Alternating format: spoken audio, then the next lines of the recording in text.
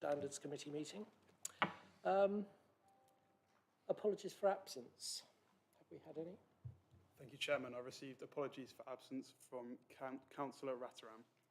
Thank you. Item 2, confirm and sign the minutes of the meeting held on the 21st of November. Everybody had a chance to look at these? Everybody agreed I signed them? Excellent, thank you.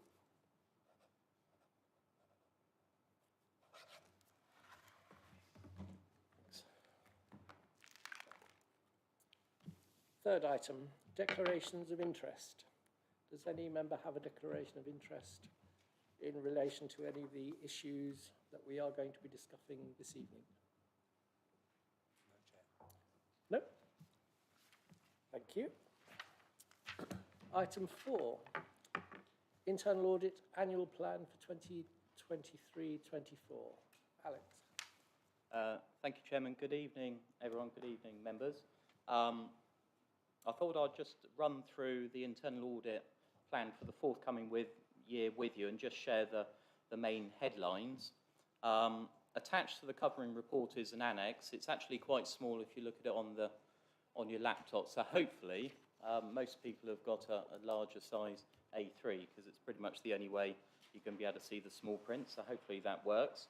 So the first thing to point out is we operate a plan based on a risk-based approach, and within the covering report I've identified a number of elements that I've used to help prepare the plan for the coming year. So that will be things such as identifying the amount of staff turnover, the amount of income and expenditure relating to that particular audit activity, the inherent risk, any particular risks or weaknesses that were identified in the previous audits, the frequency of the audit itself. So obviously if the audit is annual, we have a greater chance of picking things up than obviously if the audit's less frequent, such as every 3 years.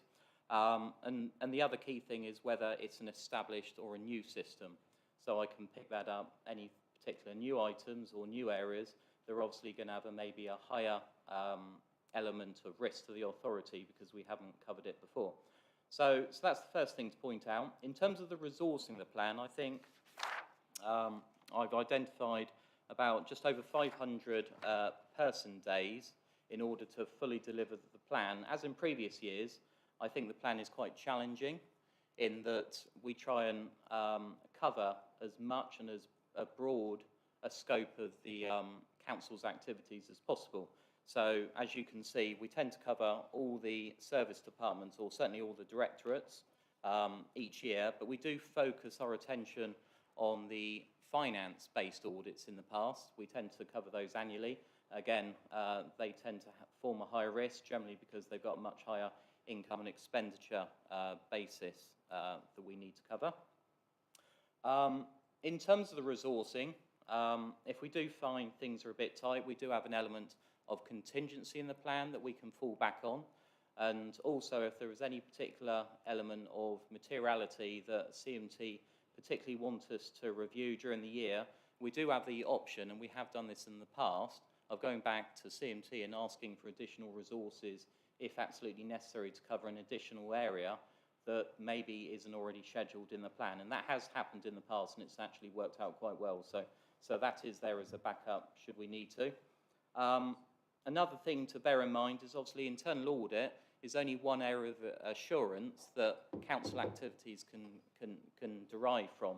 So other service departments will rely on assurances from other government departments like health and safety executives, central government departments, quality assurance programs that are already inherent within the council. For example, building control has got a well-established quality control system in place that they use to assess their own level of assurance. And activities such as IT, for example, will follow ISO 9000's quality assurance system as well. So management within those services will use those levels of assurance, not just internal audit. And so I think those are the main headlines of the plan. If I can just quickly run through the actual appendices itself. So it's broken down into several directorates. The top one is finance, which I've said most of our audits tend to be annual. In the past, external audit have placed reliance on the work we've done, on particular areas of testing, and maybe on the audit reports. I have been asked to share audit reports with external auditors in the past for those areas. And there's some audits covered in covering planning, environment and community. That's quite a big portfolio, so you'll notice there's quite a chunk of audits coming from that directorate. There's a few audits that we intend to do for the HR division. Investment and development and corporate property, again, it's quite a high risk, the authority, in terms of income and expenditure, so we do anticipate covering that this year in quite a bit of detail. And frauds and information governance, we anticipate covering as well. So I won't go into any more detail of the appendix unless you've got any questions about that, but I think that pretty much covers my overview. Thank you, Chairman.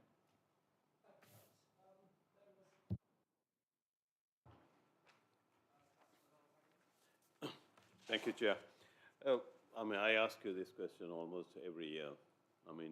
The workload is heavy for your department. Are you adequately resourced in terms of people? Are you covered if somebody falls sick or something like that? Have you had a chat with the CEO or the HR department to see how best you could cover, if at all it happens to your department? Other question is on the joint waste. It says agreed one of the other partners would be doing the audit. Which other partner? It would be nice to know whom we are handing it to. Yeah. Thank you. If I can take your second question first. As I understand it, when I last took the audit report to the Joint Waste Consultative Committee, so that's the committee where the partners all attend periodically, my understanding was that Woking Council were going to take the lead on that particular piece of work. To be honest, I haven't had a recent update from the committee as to whether that's actually taken place or not, but that was the intended course of route when I last discussed the matter at that particular committee. Yeah. Follow up? It would be good for this committee to understand whom we are handing it to. You don't know, I don't know whether the corporate management actually knows who is going to take over the audit for the next year. Very clearly it needs to be done by someone, and I hope they have a good internal audit department. That's my concern. Thanks.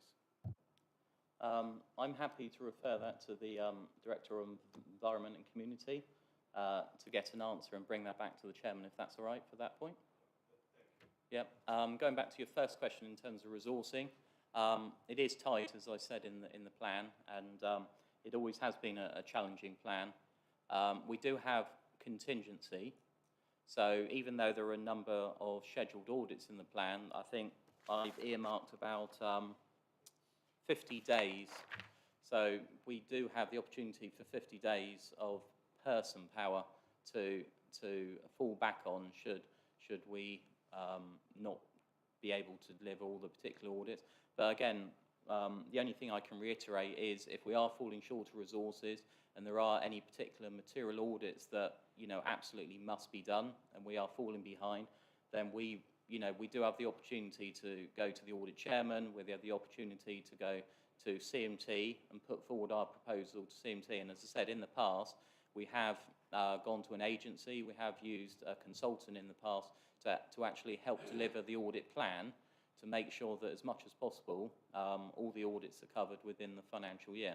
But we can't predict every single eventuality. All we can do with the plan is just forecast our anticipated work programme for the forthcoming year and hope that as much as possible we can deliver the majority of those. Thank you, Alex. Anyone else? Well, Alex, thank you for that. As this is the last meeting of this committee, of this council, I would just like to thank you personally for all the work that you've put in.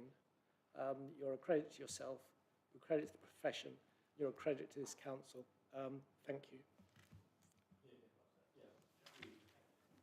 Item 4, appointment of independent person.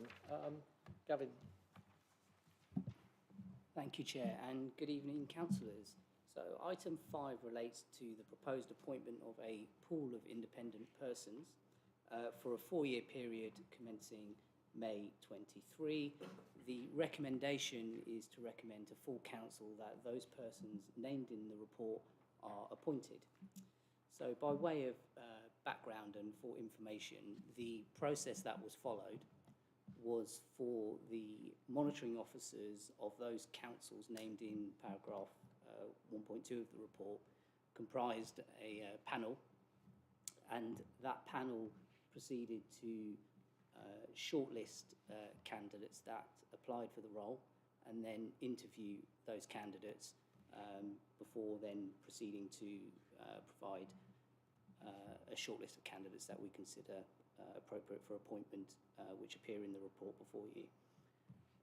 The intention would be for this pool to support the monitoring officers on a needs basis. So each monitoring officer for those councils can contact an independent person in that pool should the services of the independent person be needed from time to time.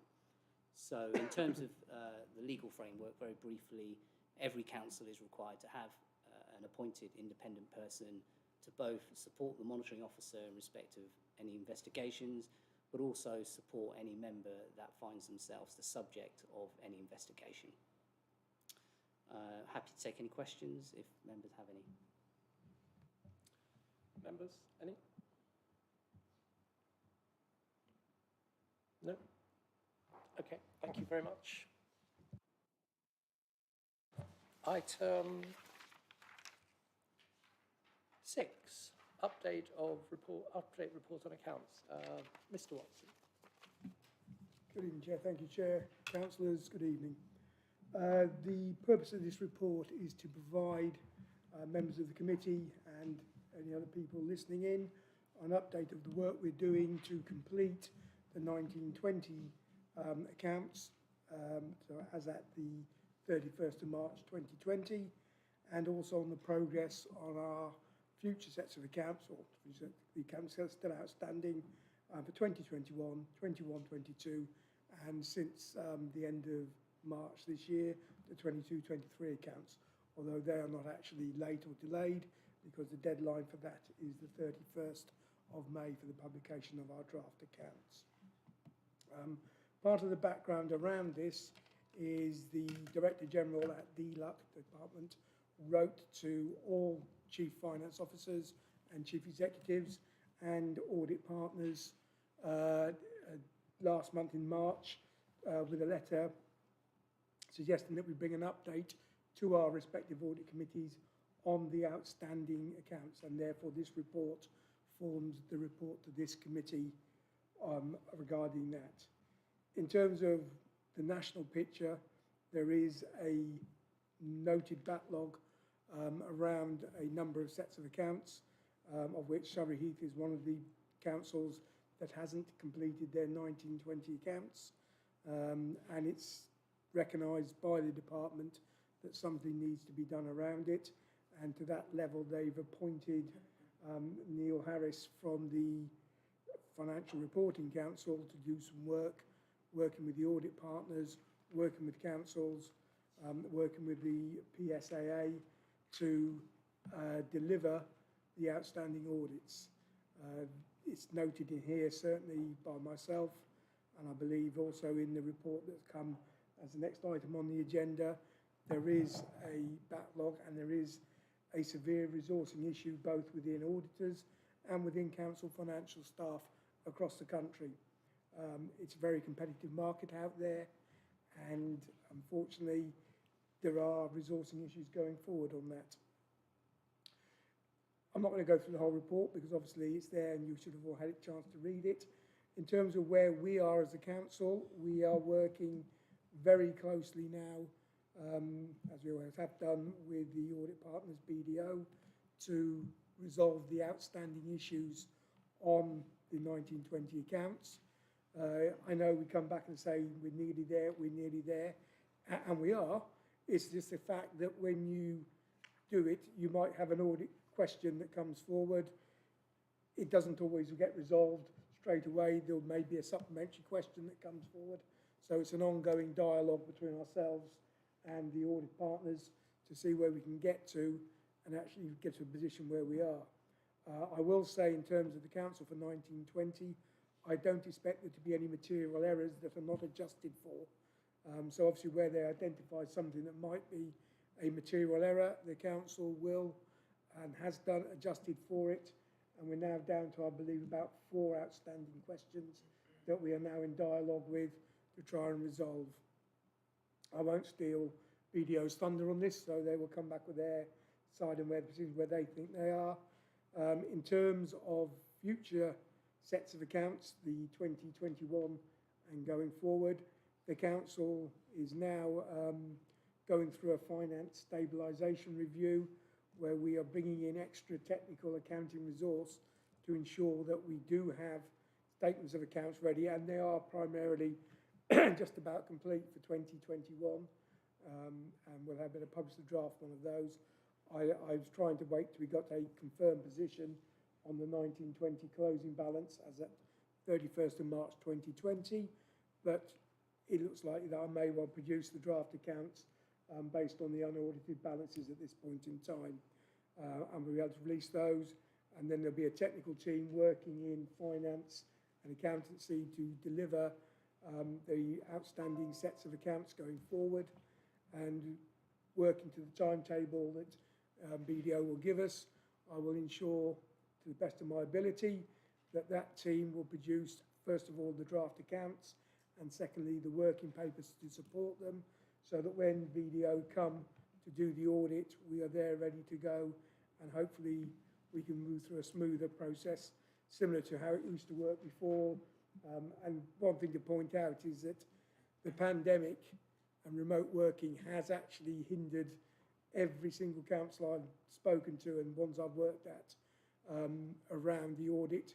It used to work very well with the auditors and the accountants being in the same room and be able to deal with questions and basically, to use a technical term, put them to bed in a one-off hit.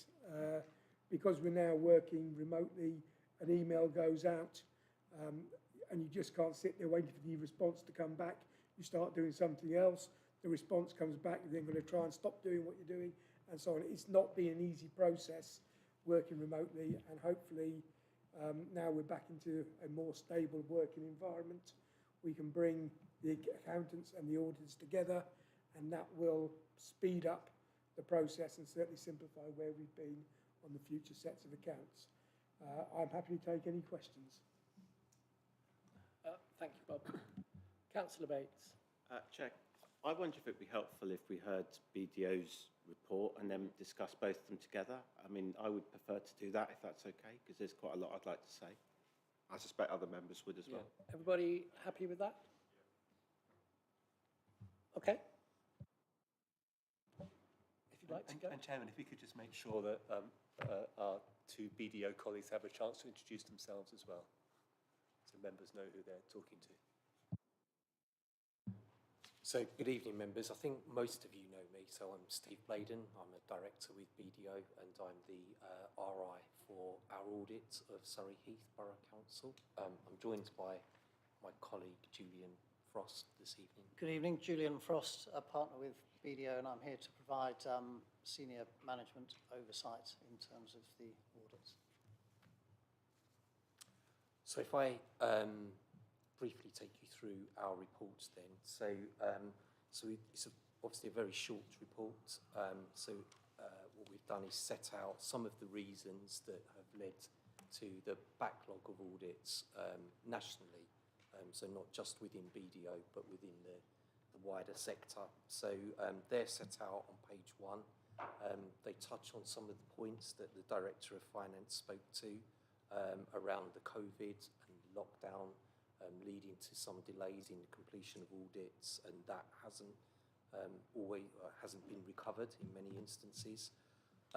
There are, in response to some audit failures, there has been some enhanced quality requirements that have been put in over over audits, and our audits of local government bodies are not immune to those challenges. So, for example, we will do a lot more work on the valuation of property, plant and equipment assets than historically we have done, and that has obviously increased the amount of time it takes to deliver those audits. And there has been some national developments, particularly around things like infrastructure assets and the requirements that have led to delays in getting some of those audits completed. So there's a whole host of reasons that have led to some of the delays in audits that are reflected in those national statistics that are outlined on page 2, which I won't go through in detail. I'm sure you've all had the chance to look at those. On pages 3 and 4, what we've set out is where our audit currently is. So I think there's, to summarise, there's a number of things that we believe need to happen. So we did, back in October of last year, put to the council a number of points that we would need to be worked through by the council. So the council has responded to all of those points now, or I should say all of those points but one at this stage. So there are some of those, as the Director of Finance indicated, where, having seen the council's response, we need to go back to the council to fully resolve those questions. So I think they're particularly around the collection fund and the bad debt provision.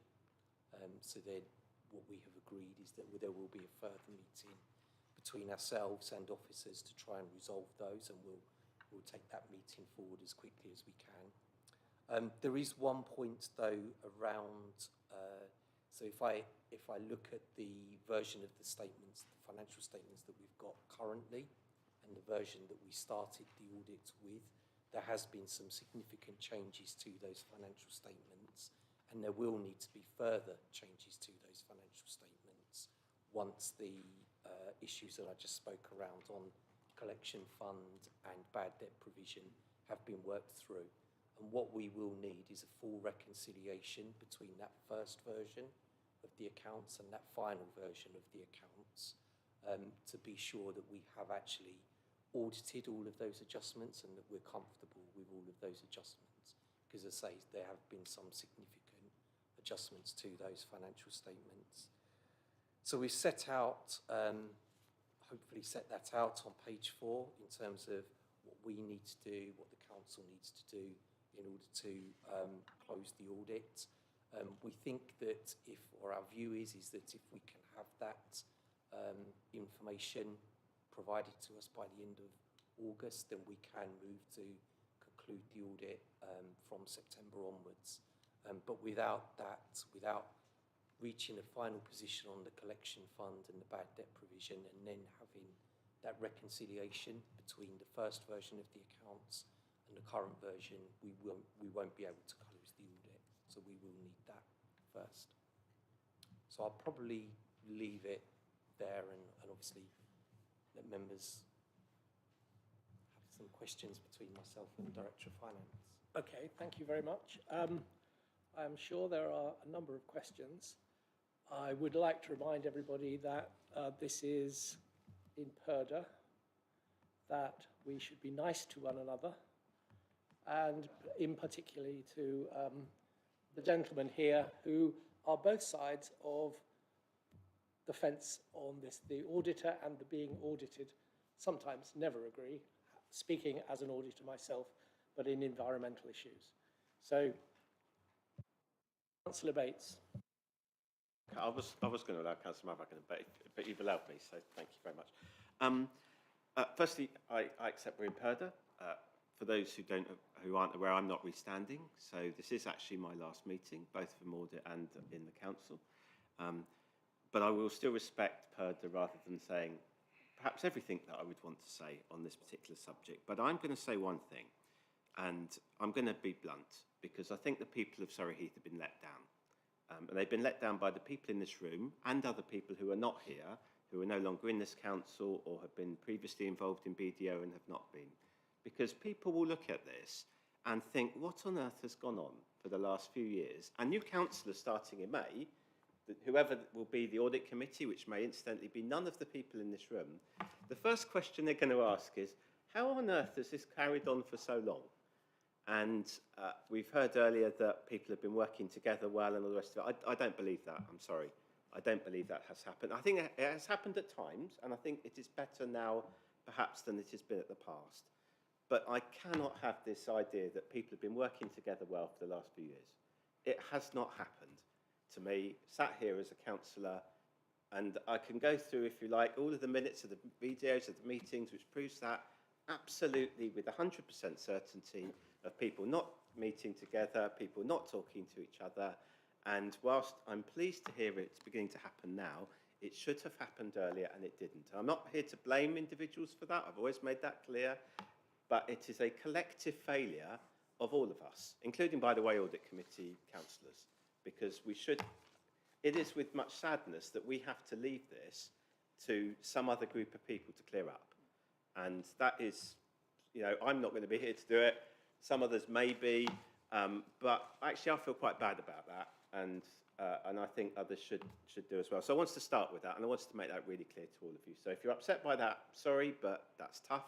I think it is pretty tame compared with how some of my colleagues feel about it. I'm at least putting it quite politely. I just want to touch, I think, on some of this without going through too much of the detail, because I know there's differences of view on different things.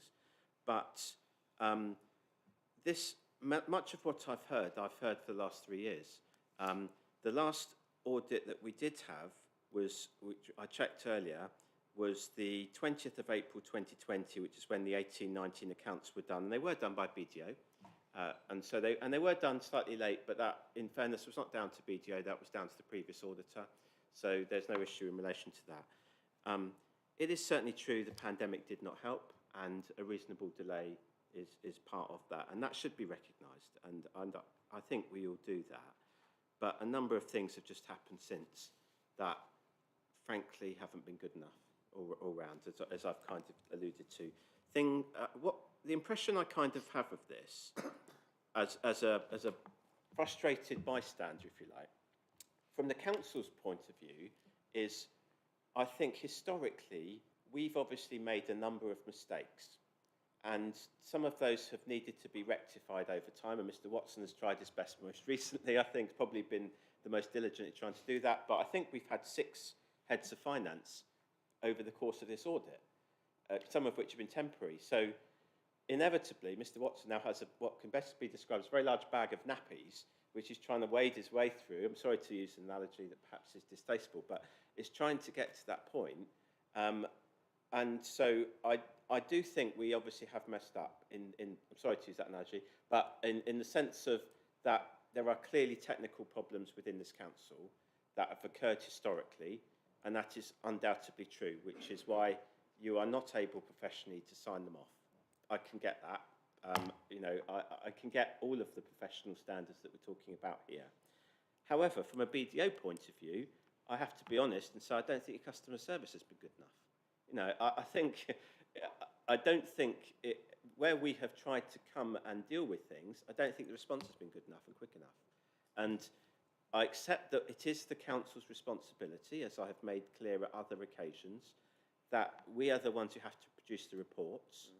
And that is, so I do take a slightly different view to other colleagues, and I say that's for another meeting in relation to that. But I think we could and should have done it a lot quicker than we have done. I don't think you've been as helpful as you could have been. I'm sorry to say that. You may disagree, but that's how it looks from where I'm sat. So in terms of where we are now, for the poor people who are going to be taking over it next month and onwards, I guess I suppose I have 2 questions. One is, are we going to be able to do, and this is a question for Mr. Watson and officers, are we able to do the full reconciliation of accounts that is required at this point, recognising that almost all of the officers, in fact, possibly all of the officers, have now left? And is it therefore going to be possible to actually do the evidence that is required of our auditors And I just don't know the answer to that, and it'd be helpful if you'd be able to answer that. And secondly, I suppose the question for BDO, and I'm going to kind of put you on the spot a bit, because you have actually put it in your report, so it's not completely unfair. But clearly, we're talking here about a number of audits. So we've got the one which is outstanding, which I do believe you must complete, and I accept some others disagree, but I do think you should complete it. But there has got to be a question mark regarding the remaining years, and in fact, you've put that yourself, that there's a question mark regarding the resource available. So when this report, when these accounts are going to be done, is it going to be the case there's going to be a meeting, if you like, with the relevant people to decide whether or not the future years are going to be done? Or whether or not actually it is in the best interest to say, look, this hasn't necessarily worked out as we want to, let's see if there's another way of getting around that.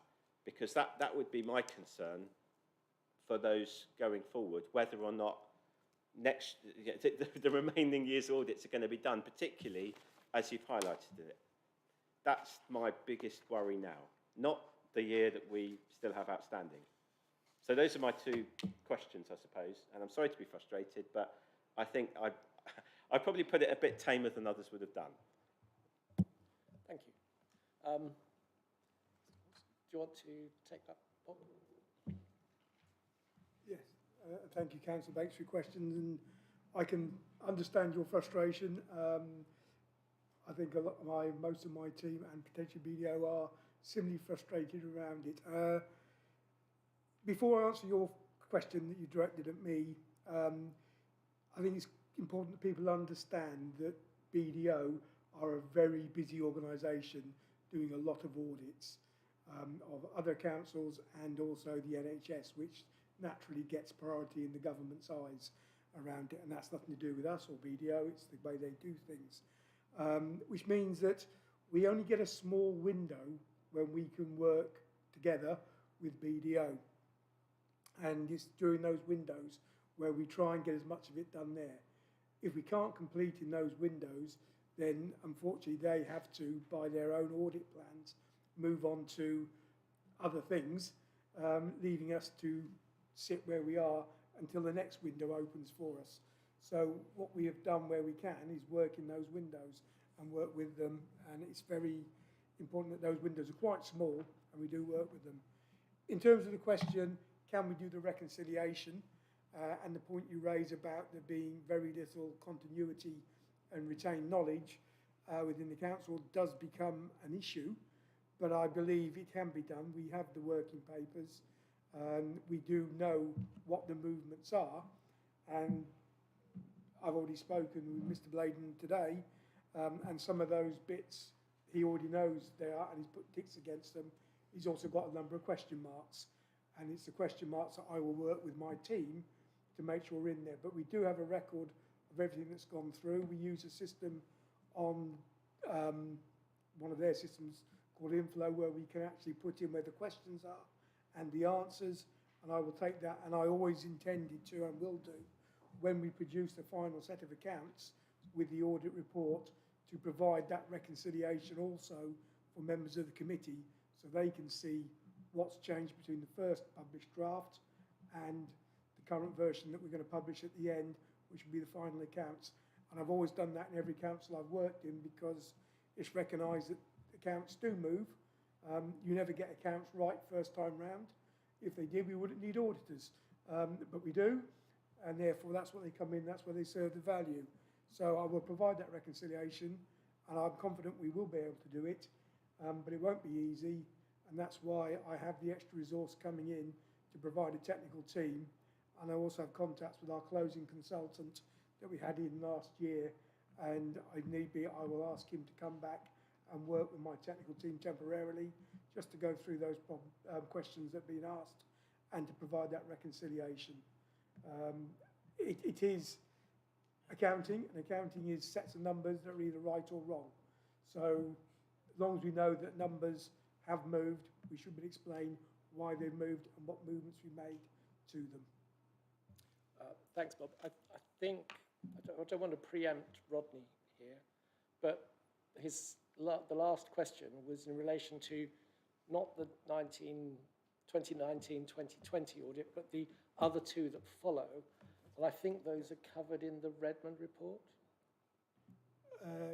Yes, I mean, I thought the question was actually directed at our audit partners, but I will come in and say that part of the process will be that these accounts will be done. The Redmond report, PSAA and DFRC have said that the current audit partners will complete all their audits prior to handing over to the new audit partners. The question is, I think everybody recognises it, is that there may well be some delays in that because there is such a backlog, and it's not just Surrey Heath Borough Council, which knows what we're interested in, but across the country. And if I was to be open and probably put myself at risk here, I do believe that our new auditors coming in are also part of the backlog issue, and therefore may not be ready to come in on the 1st of April 2024 at the same time. So there is a general national issue that the government is looking to address, and I don't know what the solution is for them, and if I did, I'll probably be working for them and not here. And I'll pass it over to BDO now. Yes. Sorry, Steve, would you like to expand?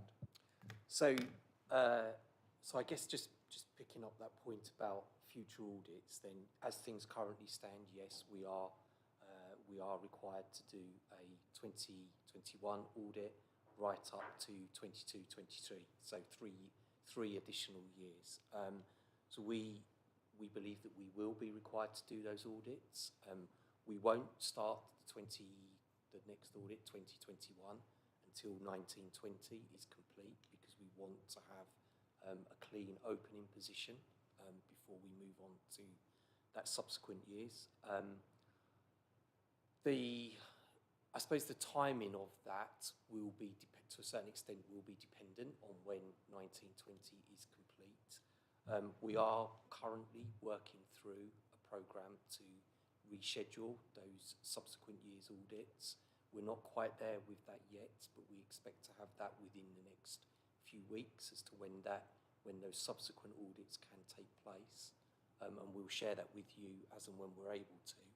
But we're not there with that programme or that timetable yet. But obviously it will be dependent on completing 1920 first. As I say, there's my understanding is, well, definitely the issue around delayed audits is not unique to BDO. All of the suppliers currently within the local government external audit market have delays to one extent or another. It's not unique to us. I don't know when your subsequent auditor will be in a position to start 23, 24, but obviously they wouldn't want to do that until up to and including 22, 23 is complete. Okay, thank you. Councillor Malvagnam, then Councillor Hawkins.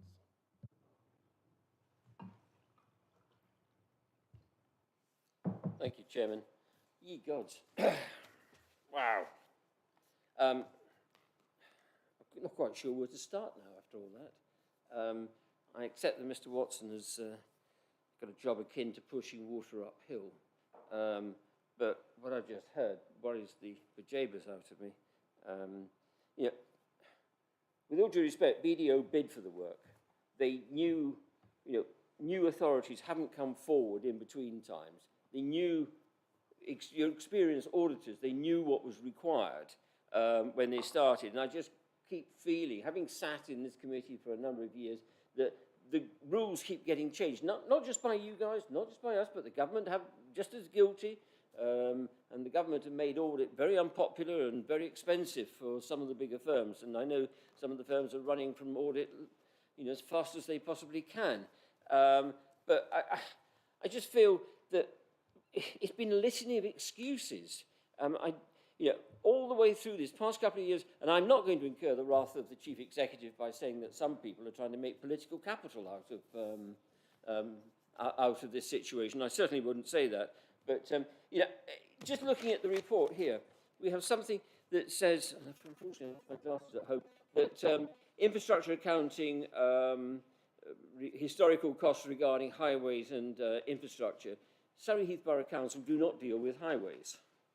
You know, it's in here as part of the plan. You know, are we trying to make excuses? Are we trying to find reasons why this isn't completed? And yes, COVID came along and it's interrupted a lot of businesses. And in my own profession, I think if I went into a meeting with I'm now retired, but with my chairman, and said, well, you know, I mean, I'm not quite sure if I worked out what was required before we went into this.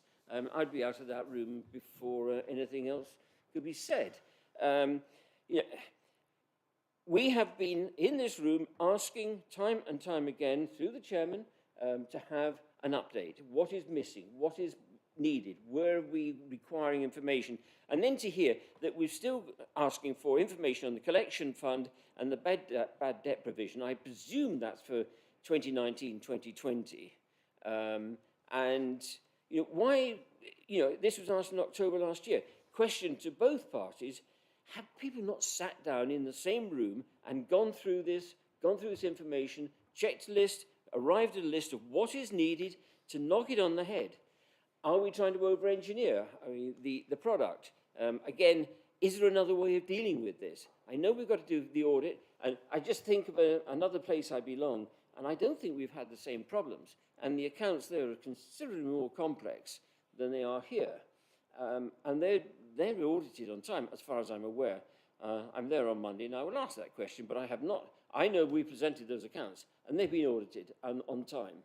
And I just feel that, yes, okay, you guys have been pulled out to do the NHS, but really, to me, it's just a litany of excuses of why things have not been done. And I'm a great believer in people sitting down and speaking to each other. I'm pleased to hear people are coming back to work. It's one of my pet bitches that people weren't working one day a week. But you know, it's a frustration. I think we've all had this frustration. And fairly or otherwise, we're taking it out on you guys because you're the ones here. And if there was a senior government official, I think we would count out to him and he'd get even more broadsides than we're going to give you. But to me, to still have issues outstanding, the collection fund and the bad debt provision, which you've mentioned 2 or 3 times, is totally wrong, and I think it's a fault on all parties. Yes, we've been through a number of auditors, and Mr. Watson is going to win on this. I have every confidence in him. I know he will win. My question is when? I'm not going to be here after the 8th of May, actually. I stand down, isn't it? We stand down the 8th of May, Rodney. Yep. But I won't be Mr. Grumpy of Camberley, but I'm going to be watching this and seeing what the hell, because I feel terribly sorry for the people coming in who may not have got the experience. It may be good news, but they are going to be faced with a situation that we've got accounts running 3 years accounts they've got to deliver and sign up. And they've got to understand those accounts in the first place. And there are not many people in captivity who can understand local authority accounts, certainly from a member side. So, I won't go on, but thank you. Was there a question?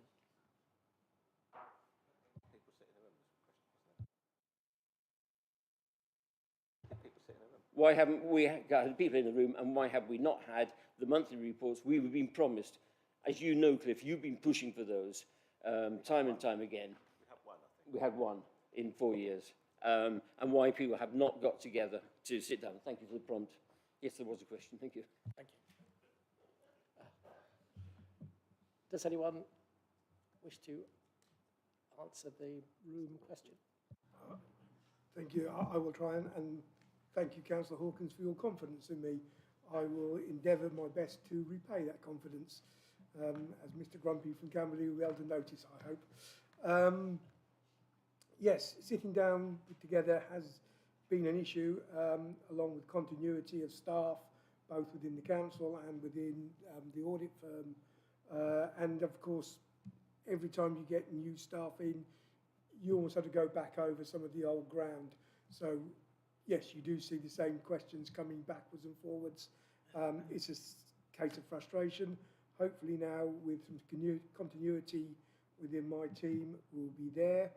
A point that Mr. Bladen made earlier is that they will be providing us with a timetable, and I will work to my utmost ability to ensure that when we get that window opened, when BDO say they'll come along to audit the accounts, we will have the best set of accounts available for them to audit, and go back to the days where you got the accounts audited in that window, realistically.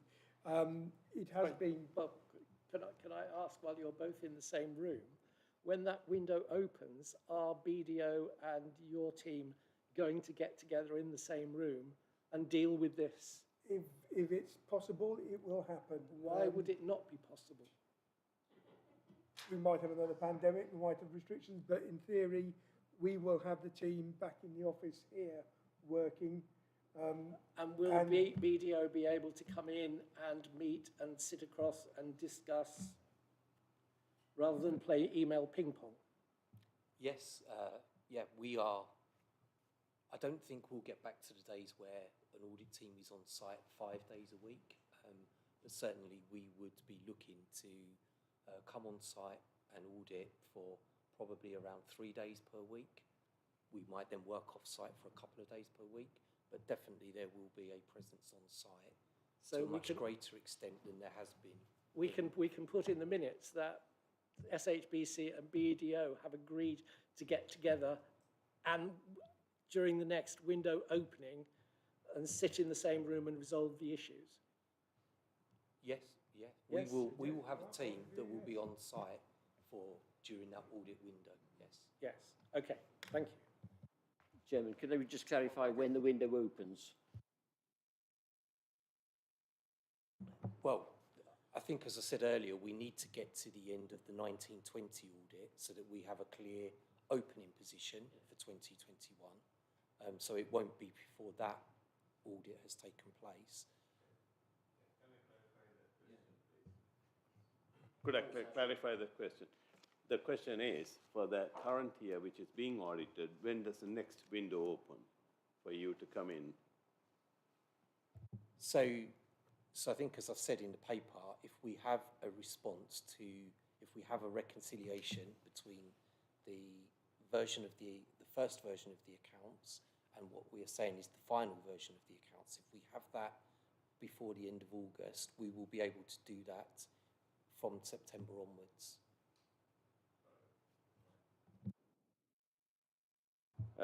Chair, as long as it's noted in the minutes, so we know where we are on that one. Yeah, thank you. Thank you. Chair, could I? Was that your question, or No. do you have a question? No, I've got no such luck. No, you're in luck. It's behind Perda, so I have to be very careful. Because monitor officer is here and the CEO is here. They're all listening in very carefully with intent. But I'm glad the others have taken the part and done most of my sort of lecture. I'm not going to do that. I actually want to understand this very clearly, because like everyone knows, it goes into the next full new council, and it's going to be carrying 3 historical accounts going. Yeah, already this one set of accounts has taken us, God only knows, 3 years now, possibly 3.5 years. Yeah, I don't want it rolling on. That's the main issue here. So the August date and the September date has to be finite to complete this set of accounts for us to move on. I mean, having run companies and having dealt with auditors all my life, and also unfortunately being an chartered accountant as well, I understand the issues. And Mr. Watson, whom I have tremendous amount of confidence in, and if we have within the council, we are talking about bad debt provisions. We actually go through the bad debt provision in the council under closed sessions and decide what's to be written off and so on and so forth. That should be a simple piece of work, in my opinion. Okay, I could be wrong. You may have a different view. By now, most of the problem raised in this year's audit, or previous 2 years ago, has been dealt with one way or another. So you could take those sets of write-offs, or Mr. Watson could take them and provide it to you all, and make the adjustment So as a provision, you change the balances, so it falls into the right years. That's my suggestion to you. I'm not going to teach you all how to suck eggs. I promise you I'm not here to do that. But that's an easier way to do it, cuts a sort of time lag you may have. That leads on to a very important question, which I've been asking the council for some time. The cost of this particular audit. I know the bid was at 35,000, I believe, roughly about. That's a bid you all came in when you tendered for it. And I know for the last 2 years, we had never, whenever the audit was done, we never paid the minimum amount. We've been paying below the amount. And I believe this audit has dragged on so long, yes, stop, start, refreshing it. It goes on. It's costing the council money. Mr. Watson has to get additional resources, consultants, to bring this up to this stage. Now, we've stopped it again. We're going to start in August, September. He's got to bring the same sort of resource. So hopefully, that particular individual is still around to do the job. It's going to cost us money. When it's finally signed off, I know I'm not asking you to give me a figure. This figure is going to be so enormous. I believe it's going to be big. And I'm not too sure how the council is going to deal with that one. Because then we move on to the year after, then the year after. I mean, you're talking substantial amount of money. And of course, cost of living crisis. Even the auditors have to pay their salaries. So all this comes into play. How do you actually deal with that? It's a question for the council as much as you guys, as the auditors. You've got to be a little bit more forthcoming as to the end dates, because we want to be certain. In this council, we have to be certain when the audit will be signed off. We can't have a scenario coming and say, I don't have the opening balances. Of course you don't have the opening. We can't give you the opening balances because the previous year is not done. It gets rolled over. So you've got to find a way to actually shorten that particular function for this audit to be signed off. I'll leave it to you. Like I said, I'm not going to teach you all how to suck eggs. Okay, if I was sitting in an industry sort of setup, I'll be in there telling you all guys what to do. Here, I'm not going to. Okay. Thank you, Sashi. Thank you. Councillor Perry, you had your hand up. Thank you, Chairman. I'd just like to, well, first of all, I'd like to say that nobody in this chamber is happy with the situation that we find ourselves in here. Nobody wants to be three years late on the thing. What I think is incorrect is the perception being created that the situation has not changed for 3 or 4 years and nothing's been done to try and resolve it. I think the actually overall problem is we've suffered a perfect storm, which has involved BDO. They were, victims of the government creating this new mass audits of many organisations, health service and local authorities, and then proceeded to change the requirements of those audits within the health service and what have you, which increased the workload, which left them massively under-resourced to do the job. And that happened at the same time as we as a council suffered a number of losses of key staff and wrong people in wrong slots and what have you. Over the last few years, in fact, the top level of our management here has been totally changed. And I think BDO have obviously changed their and improved their situation. So I believe now we're finally on the track to get things sorted on both sides. It's unfortunate that we are where we are, but that's life. And we shouldn't keep harping back and saying nothing's been done about it. It's wrong. There's been a lot of effort put in to try and resolve this situation over the last few years. So that's it. Thank you. Does anybody else have a question? Sorry. I have a question, but I'm going to make a comment first. The number one issue, which a number of colleagues have mentioned, is this problem with the exception of the pandemic, when it was completely justifiable, when people were not sitting in the same room.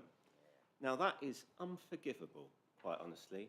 I cannot understand how that was allowed to happen for a continued, a long period of time. Now, I know there were emails and the rest of it, but again, my concern is now not us. We're going. Some people, maybe all people, officers will remain, but new people are going to come here, and we now have to help them as much as we can.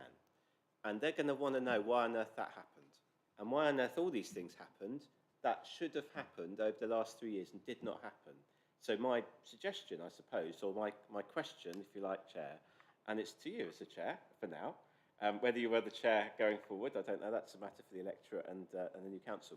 But what can we do as an audit committee, and I'm talking just to the members at this point, to try and assist the new councillors as they try to monitor this going forward? So, for example, we obviously have got 2 reports here which I don't think quite tally, actually. I don't think they quite tally. I think there's been an attempt tonight, I think probably there has been discussion today, we've heard about it, to try and get them to tally a little more, but they don't quite tally at the moment. And I would wonder, Chair, whether it's possible for there to be an unemotive timeline for the new members of the Audit Committee for their first meeting, in terms of, without going through every single date, but just what happened when, because they need to know their version. We've got our versions, and people have played them out in council meetings, in literature and all the rest of it, and that's for another day, or that day is gone, but the day is now forward is what we're more concerned about. Yeah. And for those people over that time. So is there something for the work programme or something where we can, whether put together, ideally an agreed statement between our officers and BDO, but if that's not possible, something that could be put for them, a factually agreed time frame of where we're at and what can they do at this point. I wouldn't suggest that they kind of do their own inquiry, although it's up to them if they want to, but I do think they need something clear and factual, without spin, without everything else that we can all add to it, without professional kind of one way or another, either the council or BDO, but just something factual for them to move this forward. And secondly, sorry, very quickly, I know that there was a motion that went to full council. My views on that are well known, it's not for tonight. But there's a separate conversation, I think, to have in relation to the government matters. So, and I think there's probably some common ground on this regarding what the government might be able to do, of whatever political persuasion, in terms of public sector auditing. Because I think where we can all agree is there are some pretty fundamental problems in the industry. And that we need to sort out for them, whether it's to do with pay scales, whether it's to do with the requirements, which mean that people now have to be even tighter than they were, or more cautious, I should say, then maybe that's something too. But an unpolitical conversation, perhaps with our Member of Parliament, who happens to be in a role where this might be relevant, whether that's something that, again, could be suggested. Thank you. I think what you're talking about, if I could use business speak, is a kind of case study in terms of, what has happened, simply setting out the facts. And I would, having again been on both sides of the fence, what might satisfy the person being audited is not necessarily what satisfies the auditor, and vice versa. So there may be some issues where you're going to have opposing views that can never be reconciled.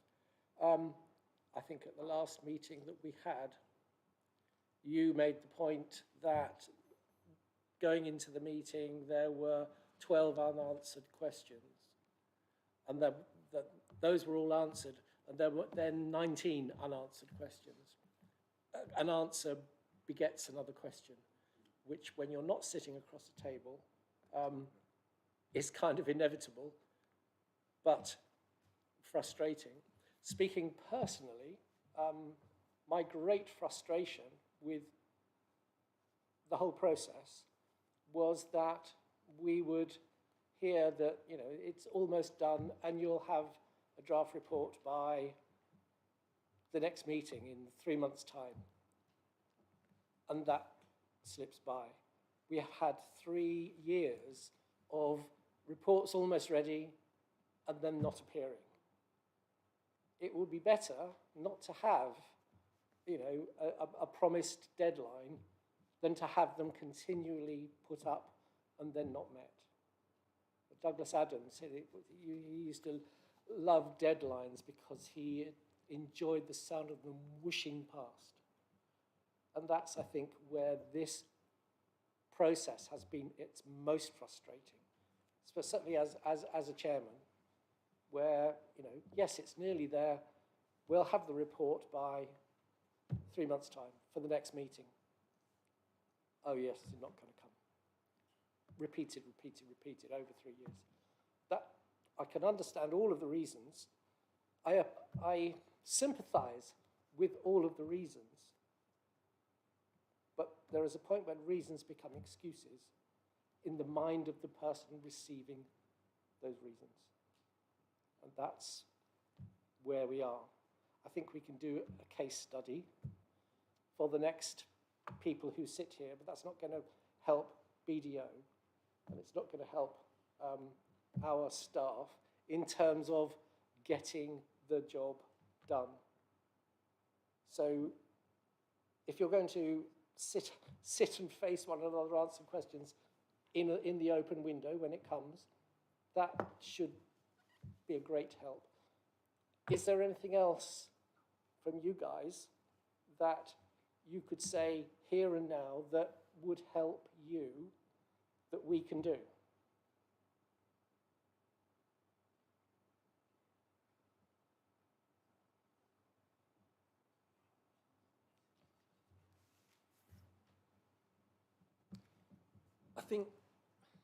I think the report, where the fourth page of our report sets out what we need from the council in order to enable us to get to a position where we can sign off an audit opinion. So I think that appreciate that that there is some discussion that needs to take place around collection fund and bad debt provision. There does need to be some discussion around those two items. But I think as a matter of priority, what we really need then is a set of final accounts that we can check those movements between that, as I say, risk of repeating myself, between that first draft of the accounts and the final version, so that we can be satisfied that we have audited everything that we need to. And it's only at that stage that we can issue an audit opinion. And I don't think there's nothing in addition to what I've set out on page 4 of our report that we need from the council. That's our view of what we need. Okay. Can I ask Damien, Bob, are you happy with that? Are we set, ready to deliver that? Chairman, thank you. And I'm going to ask Bob to respond to the detail of that question. But I think what I'm very aware of in terms of seeing the process you're going through, and this is maybe more for Julian as a senior colleague in BDO, that it's obviously a very stressful, very demanding role, and the staff on the ground who are doing these audits, I think, are in a very difficult position.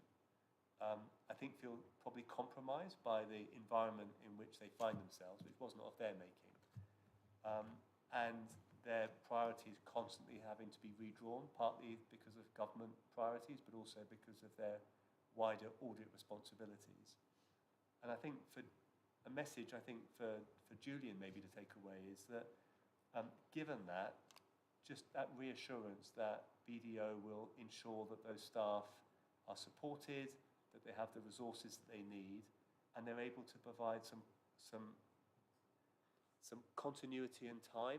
The idea of doing an audit in one council, then switching to another, then switching to another public sector organisation, just makes it really difficult for the staff to focus their attention on completing that piece of work, because every time they walk away and have to come back, inevitably a member of staff has changed on your side or a member of staff has changed on the council side, and it takes 50% longer. So just really to want some reassurance that at the senior level of BDO, that there is the appropriate support and resourcing of your staff on the ground to help make sure that work is done. And then I'll turn to our Section 151 officer. Yeah, I mean, on behalf of BDO, yes. I mean, the reason that I'm here is that we're providing senior oversight over this. It does feel a little bit as though we've forgotten that it's 2 years since I wasn't here, but BDO were here and set out a number of issues that needed to be resolved in relation to these accounts, and those issues haven't yet been resolved. I think probably Mr. Watson inherited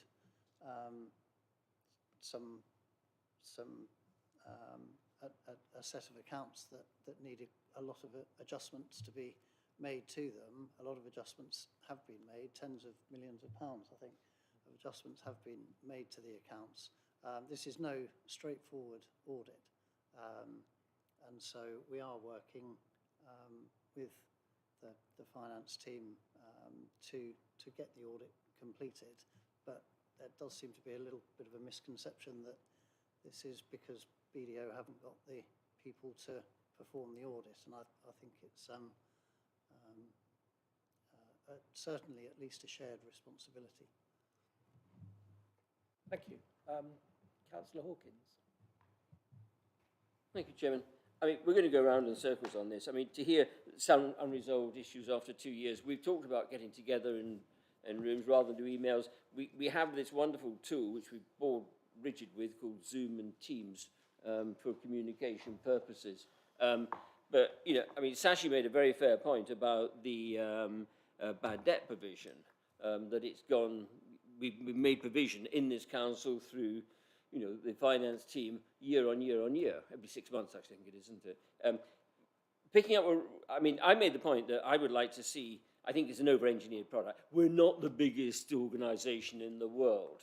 We're not a £2 billion organisation. We're quite a small borough council, and, you know, contrary to the evidence, which some people may say, I think we're a very well-run team. And I think Rodney's point is right, that with Damien here now, we have a first-class team of officers right across the board.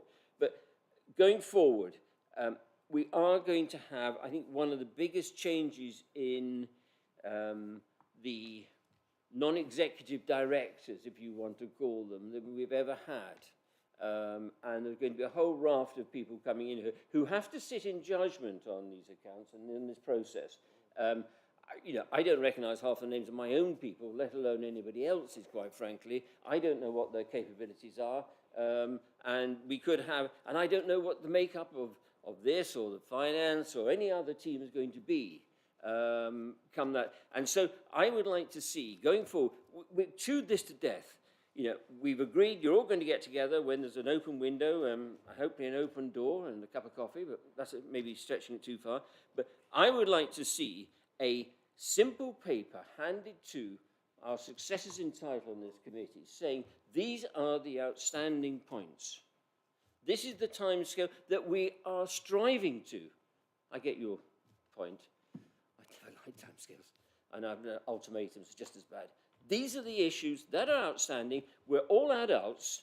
You know, I would love the government to wake up and sort of have a simplified audit rather than make it more and more complicated. But that's the problem of having accountants running the world, followed by lawyers. It'd be much easier if it was all surveyors that did this sort of thing. Then we'd all get on so much better and just charged everybody 10%. You know, we only work in factors of 10. But, you know, to my mind, that is how we should strive. That is what we should be taking away from here is a simple menu of the outstanding issues which the audit committee in future can go through and understand. And let's not worry about the history. There's been enough written about the history. Let's look forward and get this damn thing sorted out year on year on year so that in 4 years' time, there's not struggling with further iterations of accounts. Thank you, Chairman. Thank you. Councillor White. Right, a simple question, I think, and one who's not over. Shut up. One who's not au fait with accounts. I think I said my qualifications were what comes in, what goes out, and what's left is my limit. Okay. A normal audit in normal times, and end of year is 31st of March. When in a perfect world would an audit normally take place and finish? How long should an audit normally take place?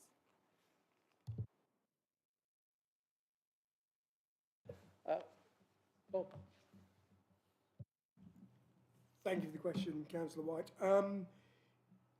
In a normal world, in a normal environment, we would aim to, and certainly this is the target for this year, if it was a normal year, to have the draft accounts completed by the 31st of May.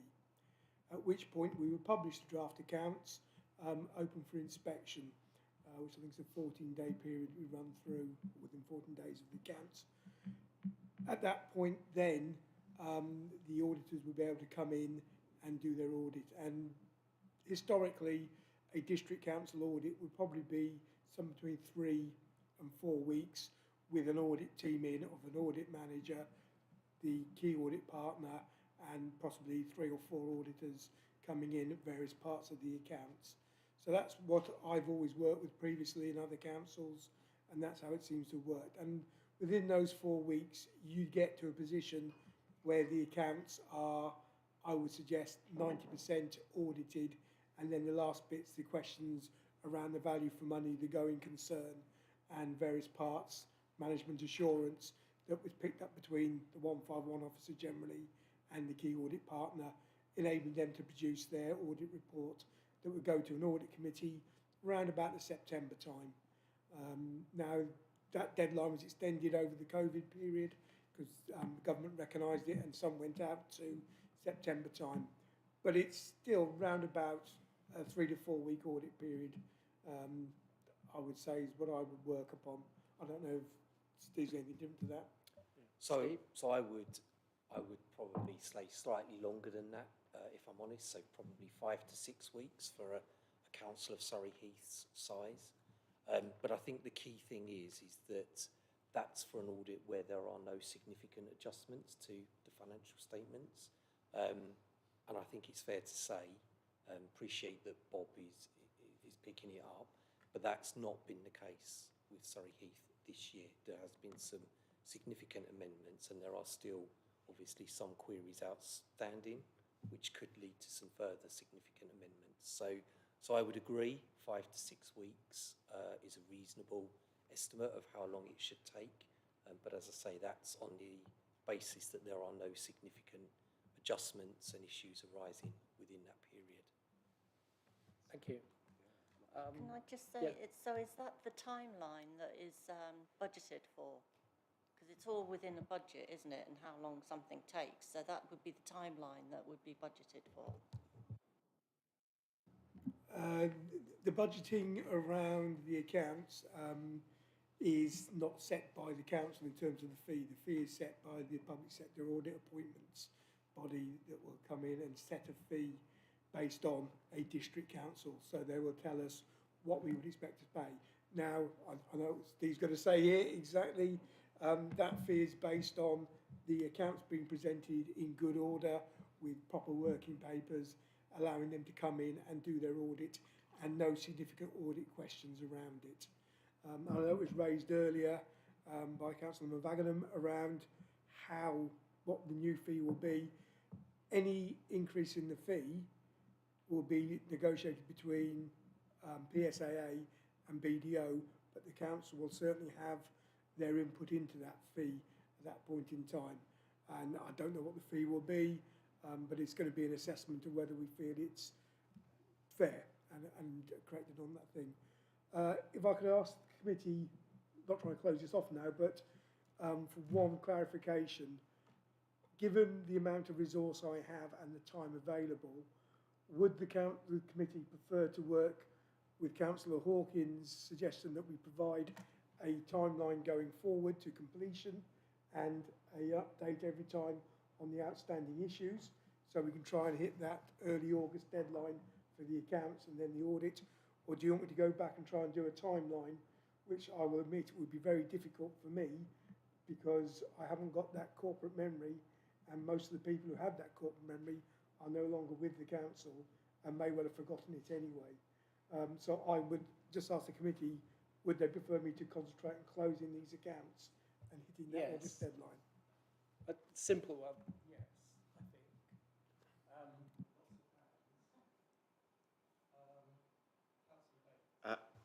So, Chair, I think the officers should be spending their time working on concluding the accounts. I am very happy to do the timeline. I've got all the details of it. I'm quite happy to do it with colleagues as a parting gift for you, if you like, because we've got it all. It's all on tape. It's all on minutes. It's not as difficult, but I don't think I want you to do it, if you don't mind. If you had the time, fine, but we will do that. And then the new councillors can make whatever they want of it. They may agree or disagree. Obviously, that's a matter for them. But I do think that is important. One of the things that really concerned me, and you may have noticed all of us actually having our eyebrows raised when you mentioned it, was you said 2 years ago you've BDO raised issues and the council have not addressed them. That isn't what we've been told. And so there's clearly, and I mentioned this earlier, there's clearly two very different stories going out there. Now, you know, we're not dim enough to realise we're not going to rehearse that tonight. Because partly the members don't agree anyway, but that's another day. But whoever is going to take this forward, they're going to need to work this through, and that isn't going to be easy for them, you know. And that's the bit which concerns me. At the end of the day, you're all technical experts, and we'll get there in the end with at least this year. I'm not convinced about the next 2 years, by the way. I think if you do collectively agree not to, if that is your decision, not to continue, I'm sure there'd be a way that government could find a way not to do that. I don't sense any great enthusiasm from anybody to carry on the relationship. That may be me misreading, but I haven't heard it tonight. But that's not my primary concern. My primary concern is to get these accounts done and to move forward as best as we can for everybody. Because ultimately the residents of Surrey Heath are the ones who are losing out at the moment. Yeah, thank you. And thank you for your offer of, I think if you could do that, we'd be most grateful. And that would, you know, take some burden off your shoulders. Gratefully accepted. There are a couple of points that I would like to make. I'm raising my hand for a question. There are occasions when I have asked for what are the outstanding questions, and I haven't had a reply. And I've noted that other auditing or audited bodies get contact with the auditors. The only time that you've contacted me is as a CC on an email to Bob. Being a councillor does give you certain privileges, like being able to walk in to the council buildings and go up and speak to officers. That's what our job is. If you were having issues that you felt were not being resolved, had you come to me, I would have been able to at least go and knock on someone's door and say, well, why hasn't this happened? You know, we are a resource for both officers and auditors, and I don't think we have been made use of as effectively as we could have been. That's all I'll say. Someone had their hand up. Councillor Malvaginam. Thank you, Chair. I want to think simply I don't want to complicate this issue for the officer's sake, because, like I said earlier, Mr. Watson does a great job. I think he's got to complete this account, finish it off, because we got 2 years to run, and we have an ongoing set of management accounts also need to come through. So this has got to be one big hit, done, dusted. We cannot allow this, gentlemen, to drag on any further. It's almost a must now. It's got to be, because you've got 2 more years to come after that. Yeah, I mean, it's very important. It's up to you, Bob, how you want to deal with this. But you asked a question of members. Here is an answer. Like I think most of us have agreed. You concentrate, finish it off, and then move on as fast as you can, because we need the continuous accounts to the council for the current year. Thank you. With due respect, I think we've done this to death. Thank you for coming. Is there any final that you'd like to say? Comments you'd like to make? No? Okay. Bob, you're okay with where we are? Thank you very much, members. As we all know. Pardon? Recommendation 3. We forgot what Yes. recommendations. Recommendation 3. Do we want to send this to council? It will be in the new administration. Yes. I think there's enough openness in all senses.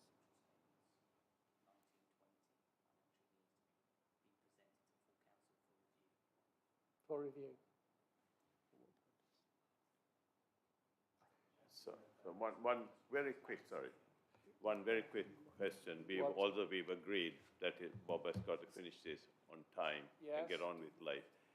Does Bob need more resources? Is another question, which if Damien is not listening, so if I can.